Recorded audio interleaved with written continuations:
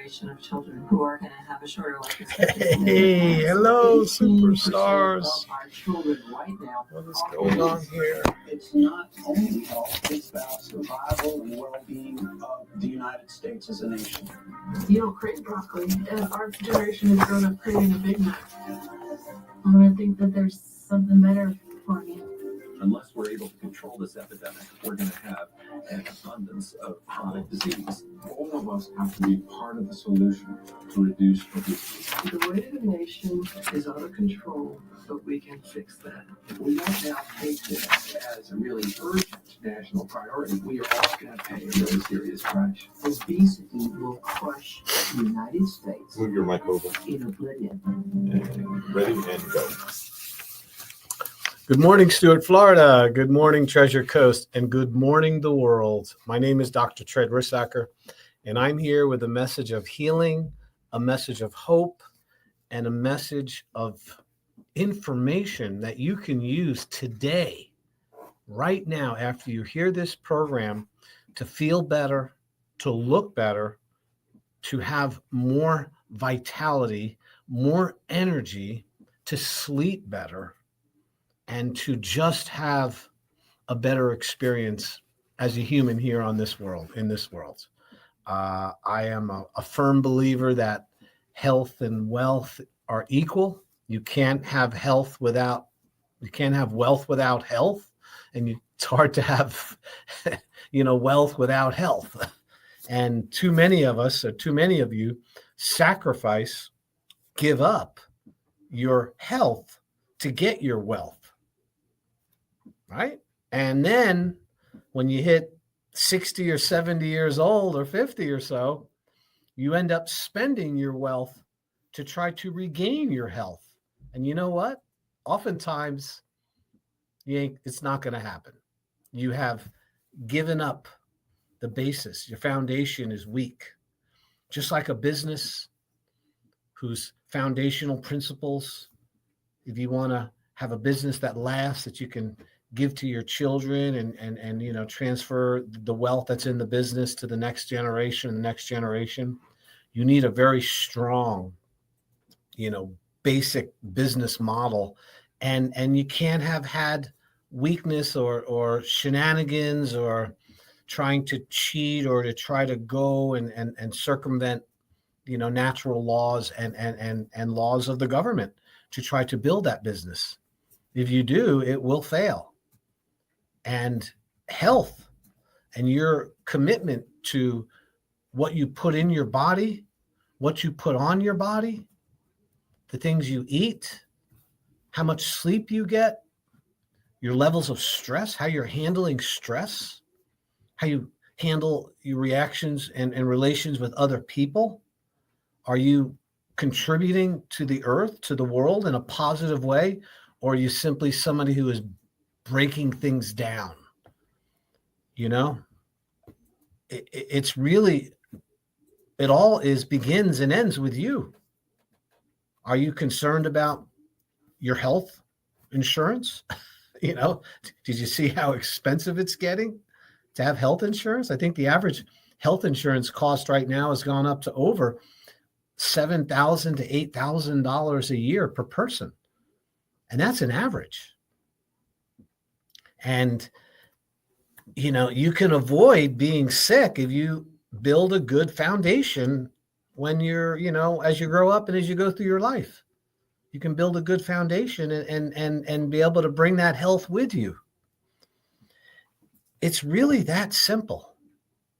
Yet we always feel, for some reason, just, I was watching, I like stuff that has meaning and content when I'm online, and I do watching a lot of stuff on the internet, obviously.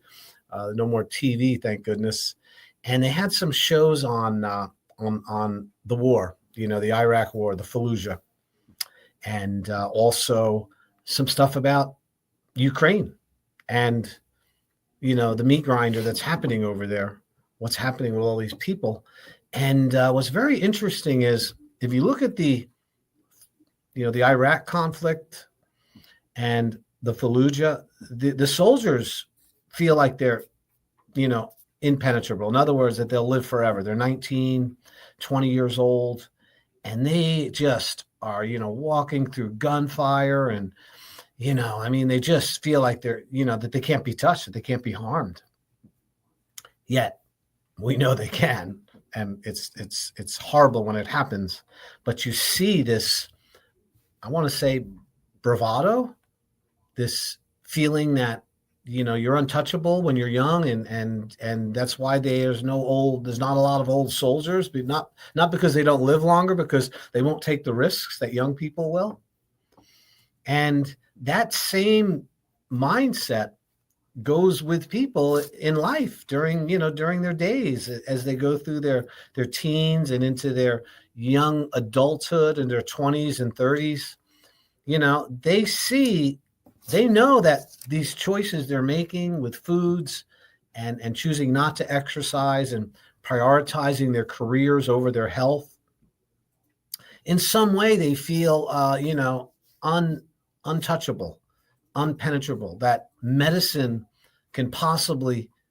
will save me if and all I really need is to make sure that I have health insurance and I live next to a hospital, that they can save me somehow, that they will repair and correct the foolish life that I've lived in the past.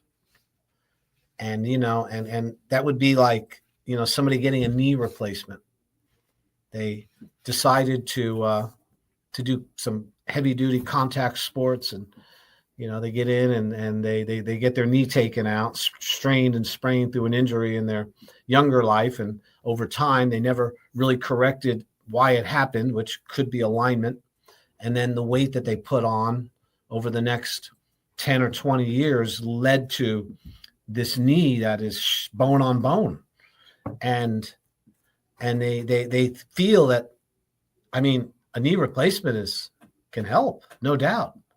But what if you didn't have that to go to? What if you didn't have a knee replacement? What if they weren't doing all of these procedures? You might have taken better care of yourself. I know for me, when they do a knee replacement, remember the other leg is as old as the one that they replaced, and so is the hip, and so is the foot. And that titanium knee, that $6 million man knee, you still got a 20-cent body if you haven't been taking care of it. And the outcomes aren't great.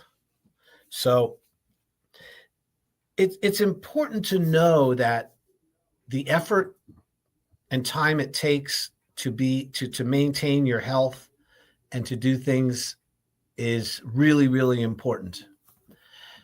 So understand that most mainstream knowledge about healthcare and wellness and what you should do when it comes to the medical perspective is something called early detection.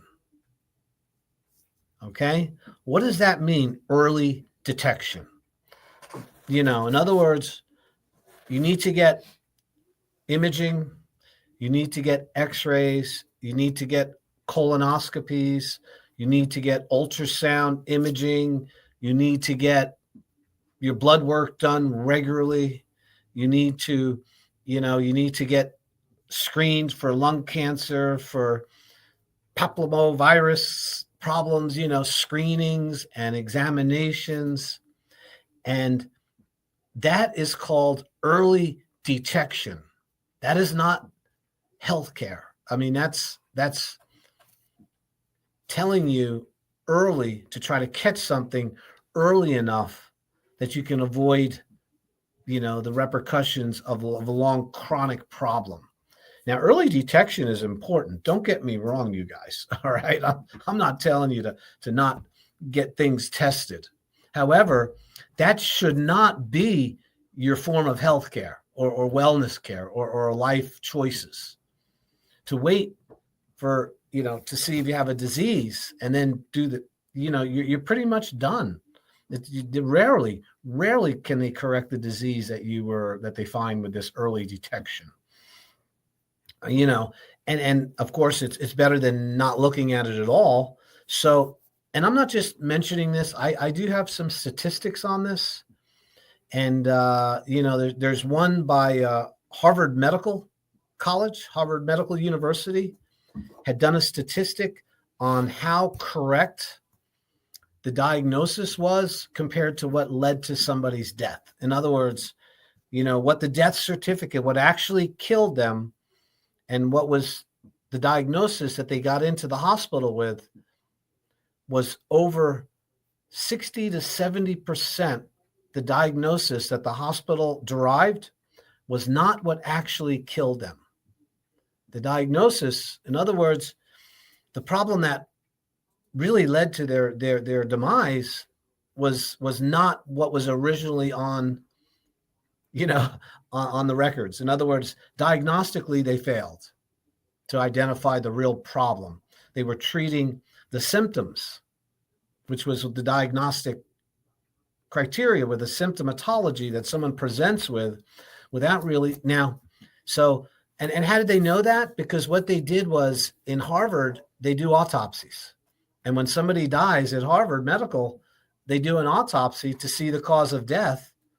And the actual entrance diagnosis was over 60% or even worse wrong. And that's Harvard. So with that, knowing that, how effective is a doctor that works in a private office that, doesn't have the same skills and all the testing.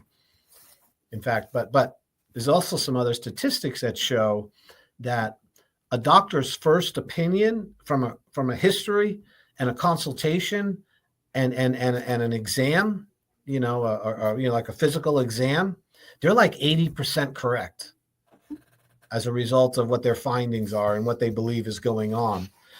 So here's another statistic: was when you did get the right diagnosis at Harvard University, if you did get the right diagnosis, how many of those people actually had a cure from the diagnosis and then the treatment that was given to them at the hospital? How many actually affected a cure? In other words, a resolution of the problem. Healing, less than 5%. That's right. Less than 5% were actually able to be cured or healed 100% from the problem. And what that means is that doesn't mean that they didn't extend their life. It doesn't mean that they didn't treat the symptomatology of that problem. They do, and they're good at that, but they never really were able to heal the problem because, it had gone too far. And thus, those people suffer comfortably. They're still suffering, but they try to make them comfortable with blood pressure medication and blood. It's not my genre. I used to know a lot about all the different things that they did to treat symptoms, but that would be the diabetes medications, the things for Alzheimer's and dementia. They can't cure those. The heart disease and the plaquing of the arteries. Giving you statins and lipids to lower triglycerides, and these are the big money makers. And now we have this Ozempic rage. This oh my God, give me a drug to physiologically stop me from eating somehow and stop my digestive tract from working with an injection into my body. Suffering comfortably. That's really what medicine does. You have a problem and they don't really have the true source of the cure because that's usually lifestyle, and you got to do a little more than just show up at the doctor to get better. So they treat you with medications and pharmaceutical agents, and you're basically suffering comfortably. And we're not really comfortable. You know that. So, hello, wake up, wake up, wake up. Don't be a fool. Don't be a mark. Don't be somebody who gets the bad end of the stick. And that doesn't mean that everybody couldn't be helped by a doctor. I've been to the doctor and they helped me enormously. But and I can usually trace it back to something that I failed to do when I was younger. somewhere I chose not to take care of my health or exercise enough or, eat the right foods or remove poisons and toxins. I thought I was like the 19-year-old in Fallujah, that I wasn't going to get shot, and that's why. So now, with all that said, if you're in a pickle and you're starting to realize that your health is fleeting you, and you're starting to feel, as they say in the old washing machines where they used to do the wringer, they used to put the clothes in the wringer to wring it out. And if you got your fingers caught in it, it was called the nip of the wringer. Maybe you felt the nip of the wringer. Maybe your blood sugar jacked up. Maybe you've lost feeling in your feet. You're getting neuropathy and numbness, and maybe your back stiffness is turning into a chronic problem that every time you sit down, you have this horrible shooting pain in your back. Maybe you're getting to the point where you wake up once or twice or even 3 times to urinate. You're anxious, and it just goes on that these problems are happening to you.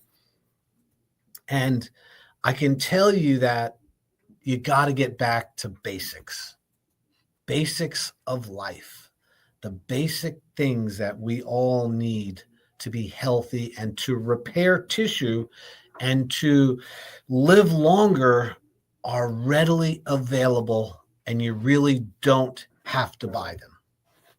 Okay?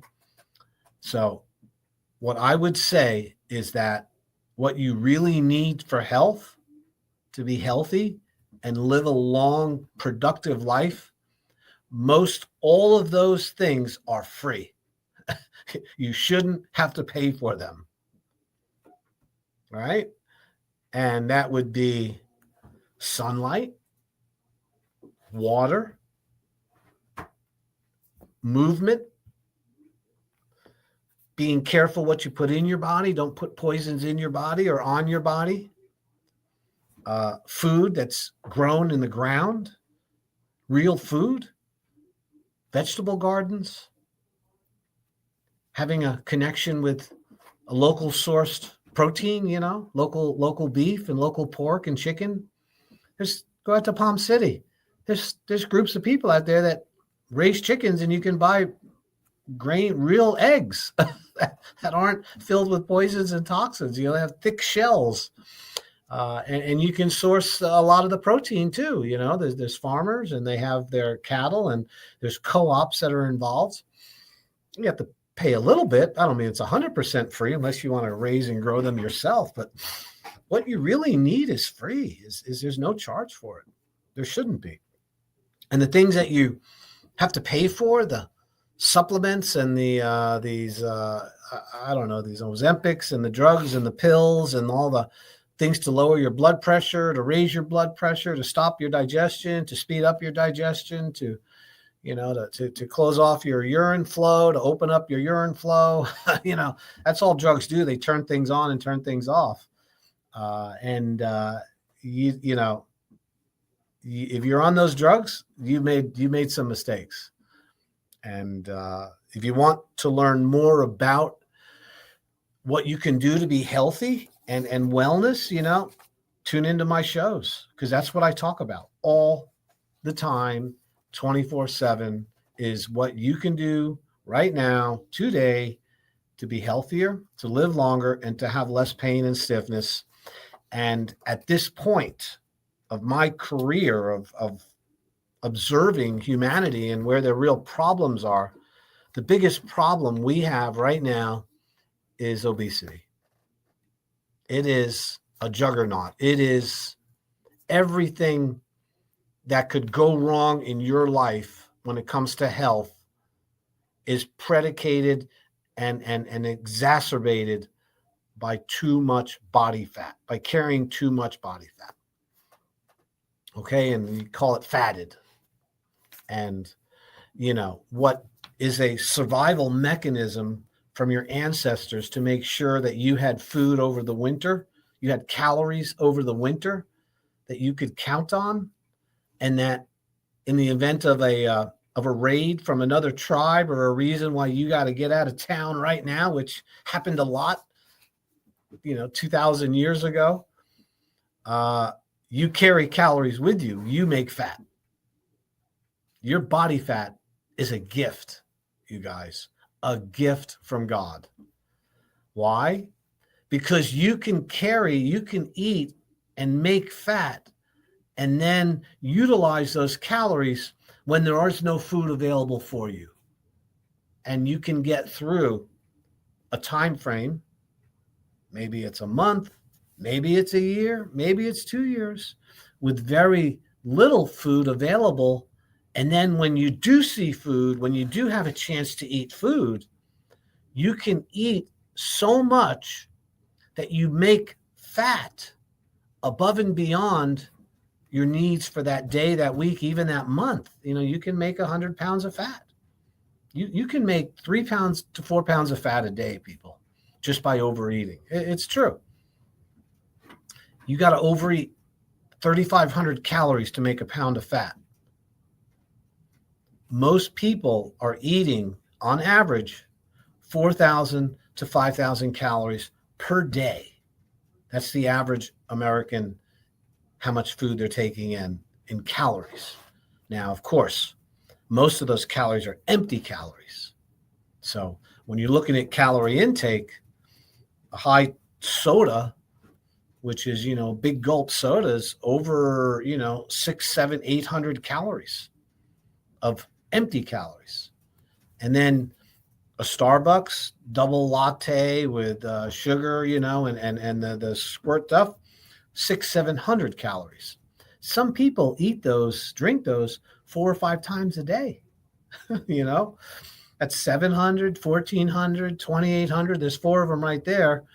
And you haven't even eaten any food yet. So it's common to put on 4,000 to 5,000, eating that much food. And you make fat. And it's God-given. It's a natural thing.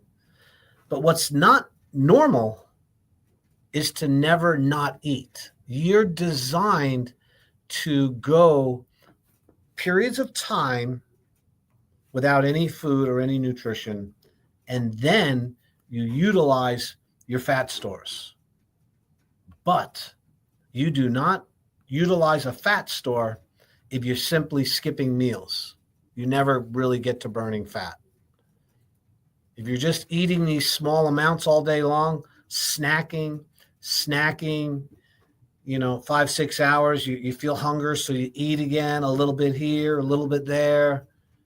You're still not burning fat, you guys, because the body does not burn true body fat until you run out of carbohydrates, until you run out of glucose. And those carbohydrates are fruits and vegetables, and they make glycogen in the liver. The body stores that energy, that glucose, as glycogen. And glycogen is the stored form of glucose. And the body needs glycogen for instantaneous energy. The stress response utilizes glycogen and glucose to get you out of the fire, to get you away from saber-toothed tiger. You're at the watering hole. You get a little bit of water with your buddy, your caveman buddy, and a saber-toothed tiger jumps up and pounces on him and eats him in front of you.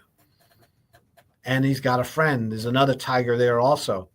Well, let me tell you, your body is not utilizing fat to get out of that situation, I promise you. Your bodily fat is stored away for after, when you don't have any food. That instant burst of muscular energy to get away from something comes from the body's stored glycogen in the liver. And it's set off by the adrenaline response, by the stress response. Adrenaline is produced by the adrenal gland when you have something that, scares you, or it's when you have stress. Adrenaline shoots into the bloodstream, and this causes a release of cortisol. Now, you've all heard about cortisol.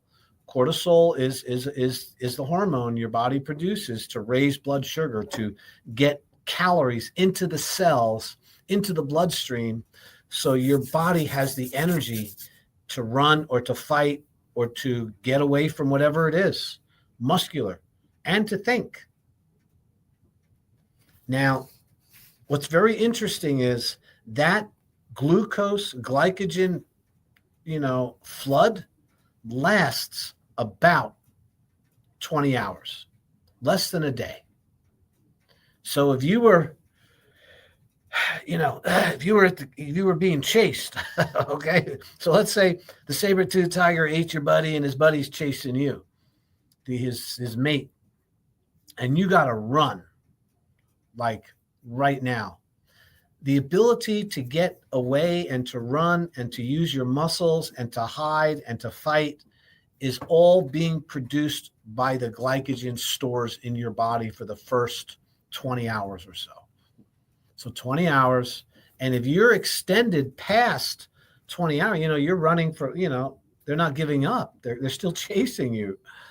Those next 2 days, 3 days, 4 days, and 5 days, if you're not eating, that's when your fat starts to power your body. Not the day you missed a meal, you guys. Or if you skipped a meal, you're not burning fat. You burn fat when you run out of glucose and glycogen. Okay? And that, when you start burning fat, that's when your body starts to heal itself.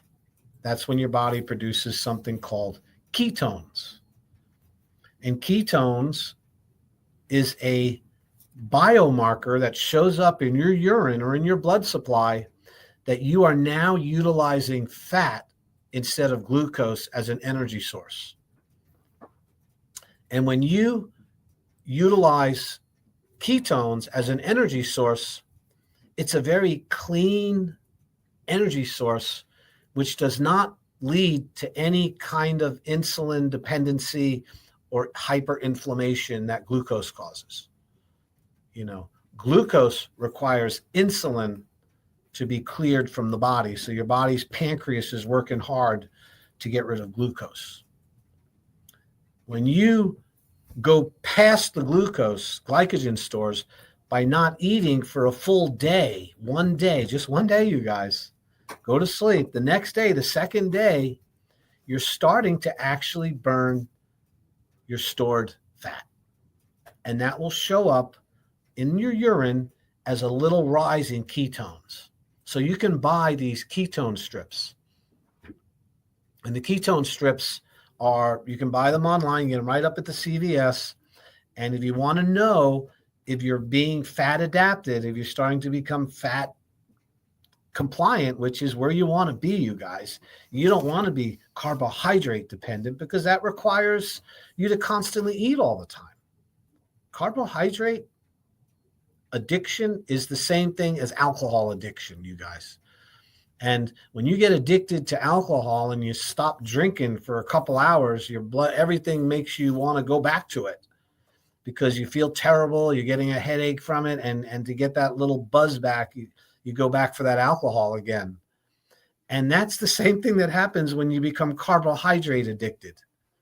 If all you're eating is carbohydrates, I shouldn't say that. You can be eating fat also, but if you're still eating carbohydrates and you're not going a full day without eating, you're never really burning that much fat.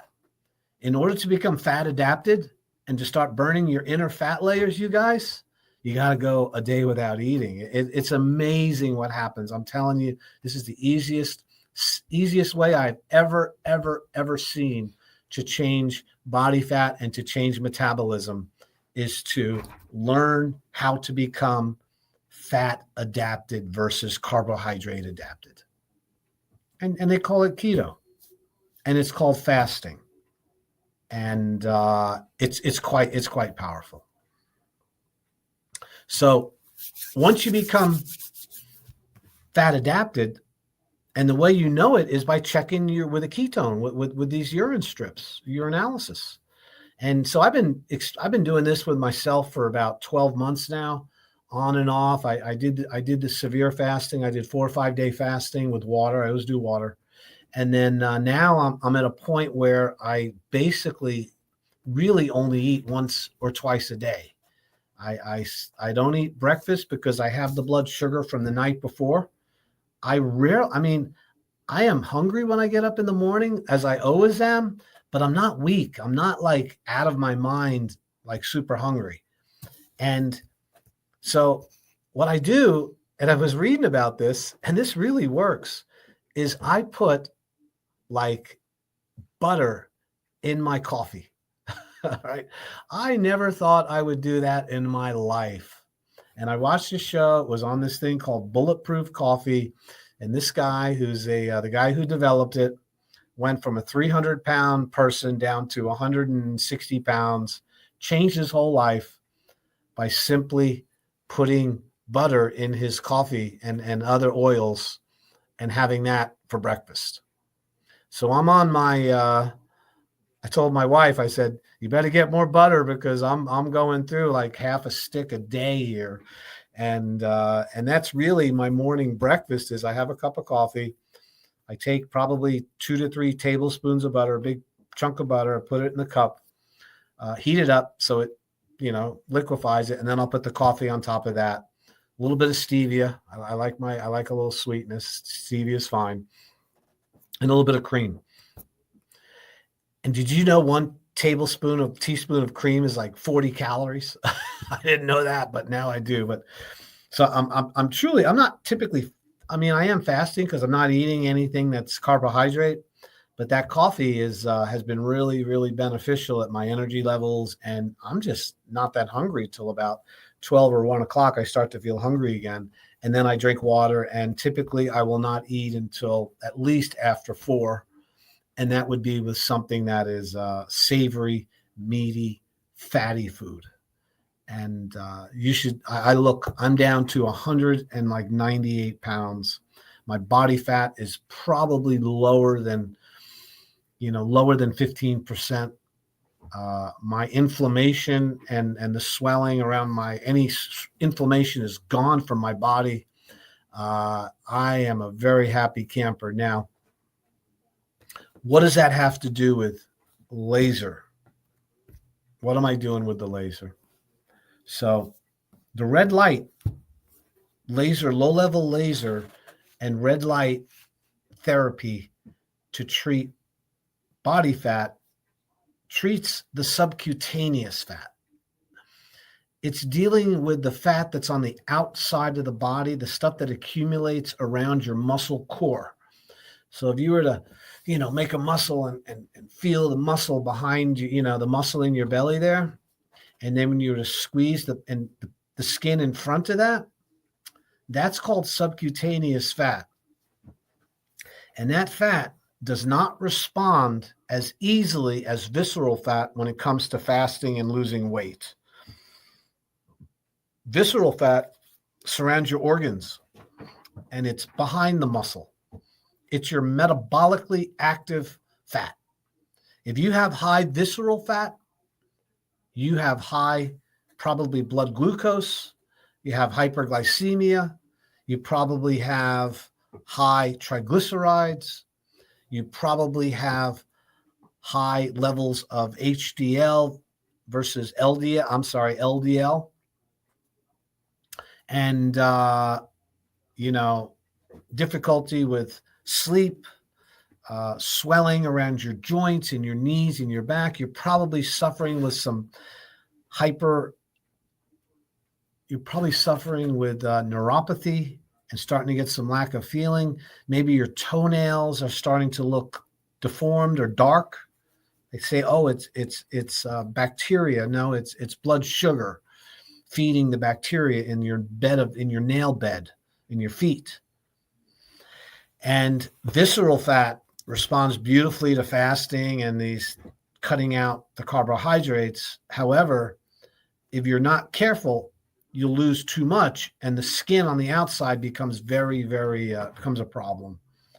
And low-level laser treats that subcutaneous fat which is accumulated.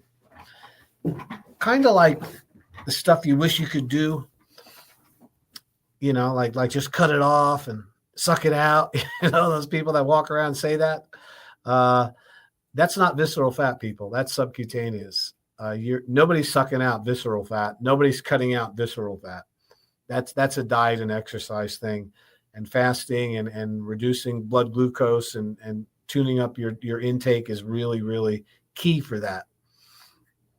And however, you come in with both compartments are usually populated. They're voluminous, we call it.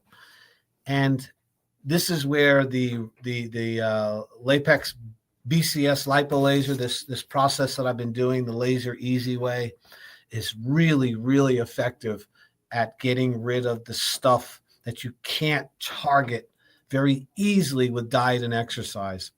And this is super, super important if you're over 50 years old. If you're under 50, then if you lose weight, you can probably still lose the skin. The loose skin will tighten and tone somewhat. But if you're over 50 and you're getting into your 60s and even into your 70s, you will have lost the muscle tone, the musculature, which is around your subcutaneous fat. Remember, the muscles, your muscle core is really outside of the viscera. You know what I mean? In other words, if you were to open up somebody's intestines and cut through them and disembowel them, there's very little muscle around the organs. I mean, there's smooth muscle. It's too complicated to go into here. But those big skeletal muscles are just that, skeletal muscles. And those muscles are what give you definition. That's what makes you look good. You look good when you see that muscle tone and you see that ripple, that makes you look good. Well, once you hit 50 years old, actually, once you hit 40, you start to suffer something called sarcopenia. Sarco means Latin for muscle, and penia means smaller. So sarcopenia is a loss of muscle tone, gradual due to aging, getting older, and not because you're not exercising, not because you're not eating the right foods. Now you can slow it down and you can, slow the process down and maintain muscle tone if you exercise like crazy. But most of you aren't doing that. So now you're 50, 60 years old. You finally figured out that these carbohydrates aren't serving you anymore. You're not drinking sodas anymore. You've got your Fitbit, you're going to the Pilates class. Maybe you're going to Crunch. We're there at Crunch all the time, by the way. We sign a lot of people from Crunch Fitness. They want that extra help. And even though you're doing 1,000 sit-ups and you ate 500 calories, that midriff, that midsection, it's not changing. That's because it's subcutaneous. It's not visceral. Visceral is behind the muscle. Subcu is in front. And as you get older, due to hormonal changes, that subcutaneous kind of disconnects from your metabolism. And, that's why people do all these crazy kind of procedures, the fat sucking, the fat burning, the fat freezing, blasting it with ultrasound, shooting injections into it. It's insane. If you're doing any of that, please give us a call. We do not do that. This is not what we do at the Slim Body. We're using a red light, the same energy that you see in the morning when you step outside and look up at that beautiful sun in the morning. Hopefully you're not looking directly into it. But when the sun first comes up on the horizon, it's red and it's yellow. Very beneficial. It's free. And if you were getting more of that, you wouldn't have as much body fat, by the way. That's well documented. People that live closer to the equator, where there's more sunlight and they get more sun, have lower body fat than people that live farther away from the equator. 40% less body fat, by the way. 40% less heart disease. 40% less dementia. The closer you get to the equator versus way up north, you're healthier people. It's because of the sun. And they're probably more active, getting outside more often. It's no fun to go out into the snow, I mean, you're not exercising as much. And I think that's why people come to South Florida. We live in such a beautiful place, Excuse me. So we're able to harness those same wavelengths, those red lights and those near infrared lights, which is sunlight in the morning for the first 2 or 3 hours and sunlight in the evening for the last 2 or 3 hours. Those wavelengths heal and repair your body. God created the sun to give us life. The sun radiates the earth. Those sun's energy, that nuclear reactor up in the sky that's gazillion times bigger than anything we could imagine, is pumping energy into us in the form of radiant energy. And that energy is taken up by plants, turned into glucose, turned into a starch, a carbohydrate. We eat the plant, and that energy is released into our tissues in the form of ATP. But it originally came from the sun. All energy comes from the sun, you guys. It's just transmuted into different things. Carbohydrates, fossil fuel, fat, proteins. They all contain the energy that was once radiant from the sun. So there's names for that. And one of them is called the way that the body gets energy from the sun in the form of glucose and fat. The mechanism is called oxidative phosphorylation. And then there's another way called gluconeogenesis. We make glucose, called glycolysis. And for that reason, when you shine the sun on your body, when you allow the sunlight to hit your body has receptors called chromophores. They're receptors that they didn't even know existed 20 years ago, you guys, because they didn't realize that light is a signaling molecule. Not only does it give you energy when you eat the plants and the food and the animals that ate the plants, they're giving you that energy. That radiant energy is also going through your body, completely you're translucent to it. I saw pictures of infrared light, and what they did was they took the scientist took his hand, and on the picture it looked for infrared penetration, and the infrared, which is invisible, by the way, you guys don't see infrared. You see red light. It's red. And then the next spectrum of the solar spectrum, which gives us light, is near infrared, infrared, far infrared, which are those saunas are far infrared. You don't see the light, but that's light. And then you get into UVA, UVB, and then you get into the higher levels of light. Okay. The only light that you see with your eyes is it shuts off at red.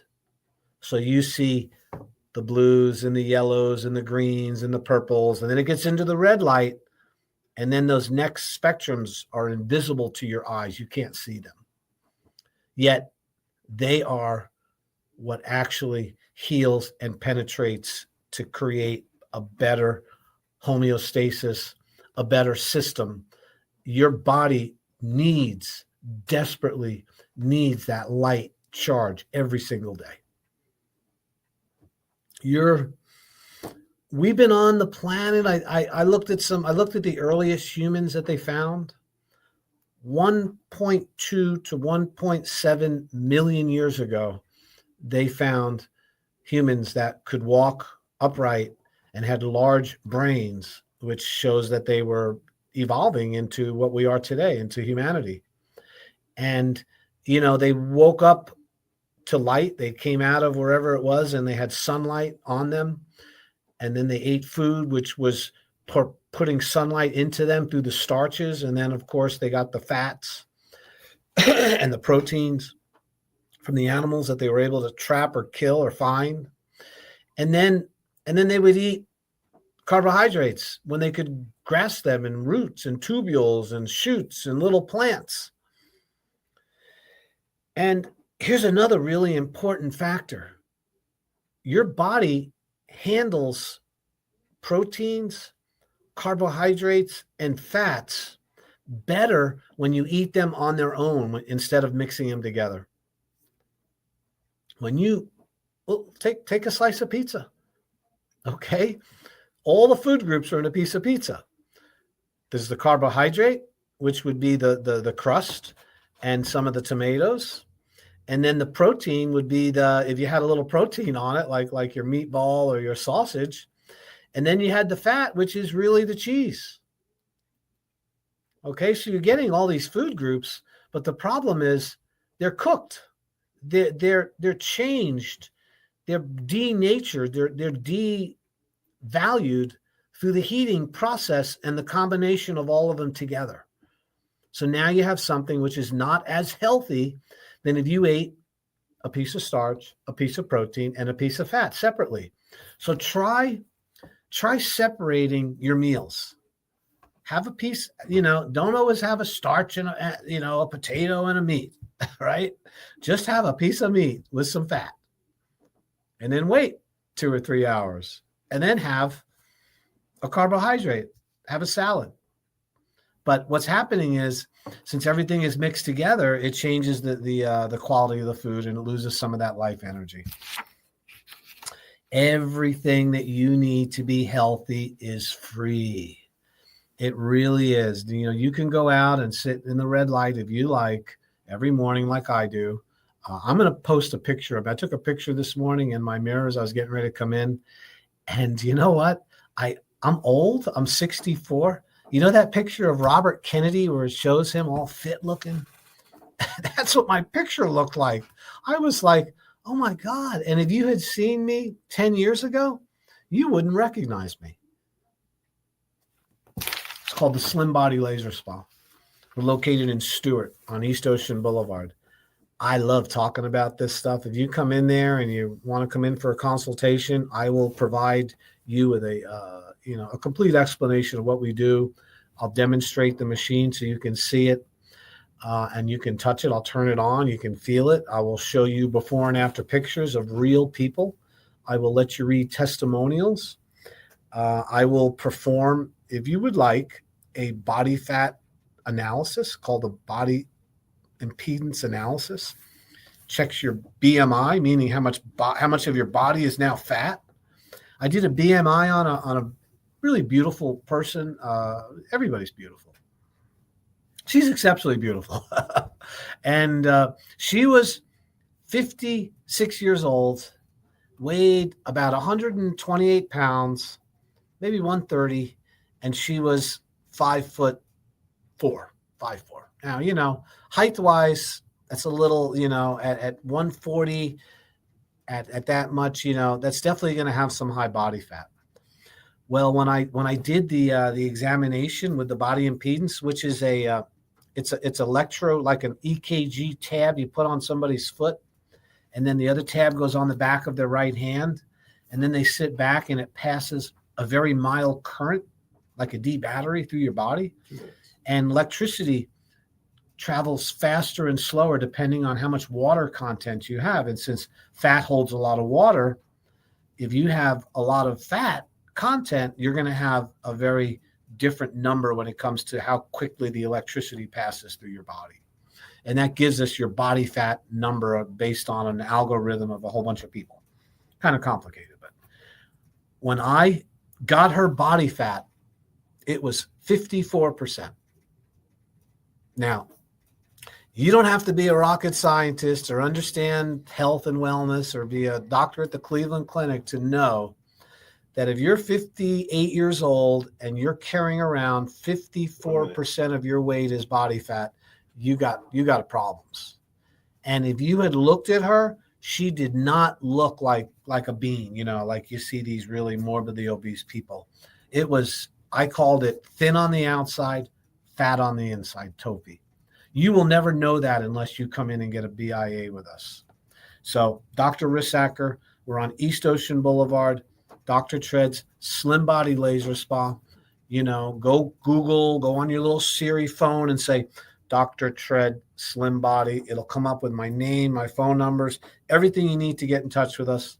Consultations are always free because I don't want any reason for you not to come in and see what we do. 15 seconds. So I highly suggest it. And I just want to say thank you to all the people that listen and tune in and comment here as I'm sitting here. I'm sorry I can't comment back to you, but we'll see you soon and have a great week. All right. Bye-bye.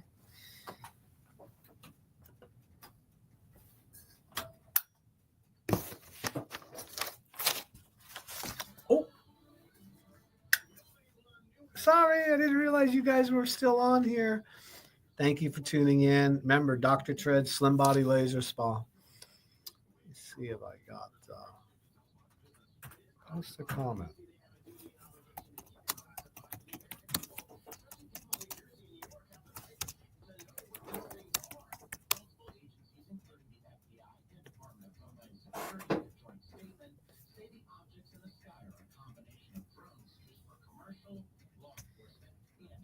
Yeah, there we go.